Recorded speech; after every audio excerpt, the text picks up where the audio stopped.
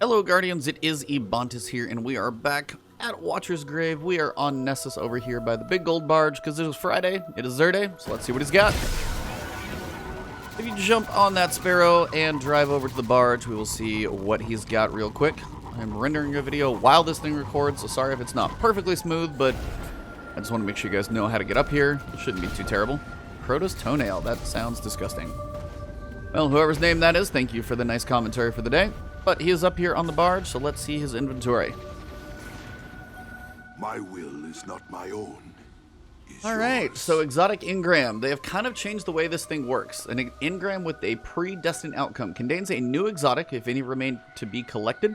It contains a random piece of exotic armor if not. So if you're on a character, you have all the weapons, and you have all the armor for that character, you're going to get a random roll for that character once per week.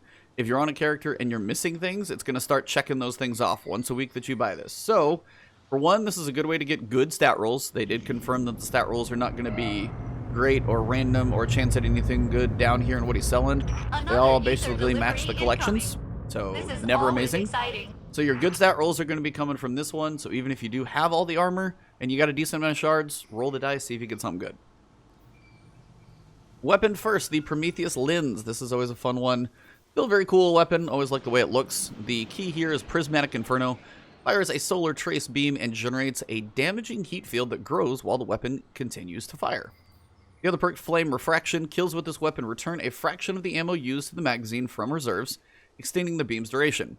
So as you want to fire it longer to make the thing bigger, the more things you kill, the longer it lasts, and you guys kind of get the idea. If you have a whole bunch of things to kill, this thing can last for quite a while. It's also got Chambered Compensator, Projection Fuse, and Composite Stock. Overall, pretty cool weapon. It's just a fun one. For solar weapons, there was a point where there's an emblem over the time that this thing was broken in Crucible. Still, for solar weapons, it's a fun one to use, especially if you need to grind out solar weapon kills in PvE, for example.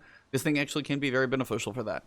I don't think it's going to be top in metas or used in strikes or anything, but it's still a fun weapon to use. If you don't have it, grab it.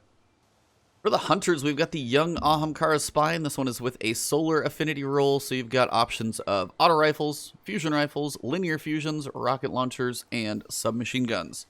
So we know linear fusions are going on lately. If you do need linear fusion work done in Crucible, for example, this might not be a bad thing. Perk is going to be Wish Dragon Teeth. Increases Tripmine grenade duration and blast radius.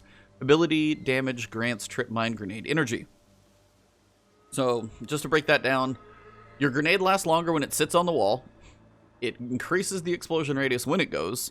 And then if you get damage with the ability, you get more grenade energy back to this thing to get it even quicker. So it's a nice cycle of more trip mines all the time.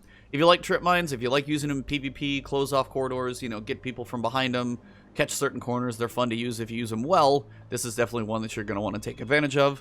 So definitely consider it. Pretty straightforward. It is very trip mine focused, but all in all, pretty cool when you use it. For the Titans, we've got the Hollowfire Heart. Solar affinity is fitting, but again, the affinity doesn't matter. It's just the weapons you get to use. So again, same set, autos, fusions, linear fusions, submachine guns, and rocket launchers. So those are your options there. Armor perk on this one is Sunfire Furnace. As you can tell, my chest is on fire. Improves the recharge rate of your solar abilities. Greatly improves the recharge rate while your super is active. So, not active, but charged. So if you have your super charged, but you don't actually activate the super, your grenades and your melee and things like that come back quite quickly. So if you're trying to not use your super, but enjoy other abilities a lot more frequently, this is the way to go. You can use it with your throwing hammer on Middle Tree if you don't want to go Burning Maul. Or if you want to get sunspots by punching enemies and throwing a lot of grenades. Different options and different playstyles. You wouldn't be using your super as much, but again, still improving your recharge rate all the time. Always good. Pretty straightforward. Definitely a solar-focused exotic here for the Titans. But as it's a solar season, not a bad one to have come through. So if you don't have it, grab this one as well.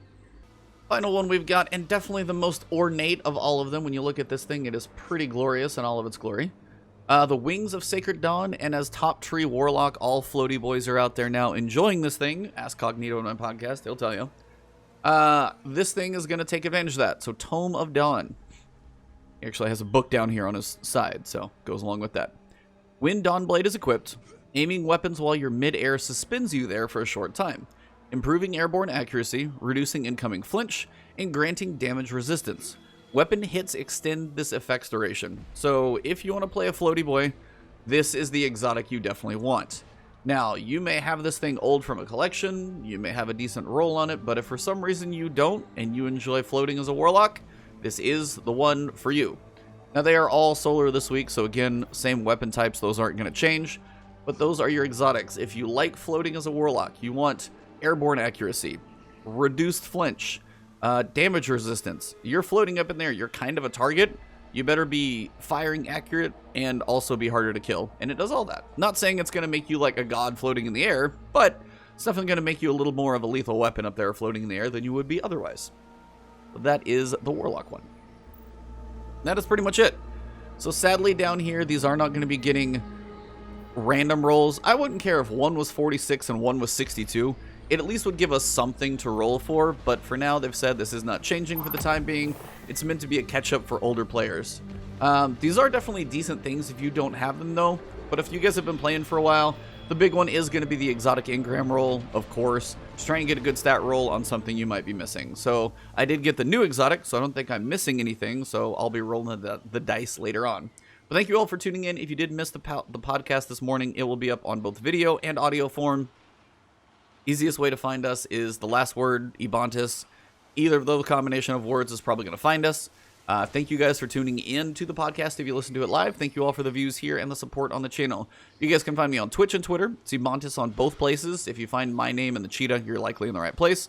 But if you haven't subbed on YouTube, please do so. More videos coming to you guys, breaking down all the Season of Dawn stuff as we go, guides and tips for the missions, and all of that will continue. So thank you all for the support. You are awesome. Have a good one. Enjoy your weekend. I'll see you soon.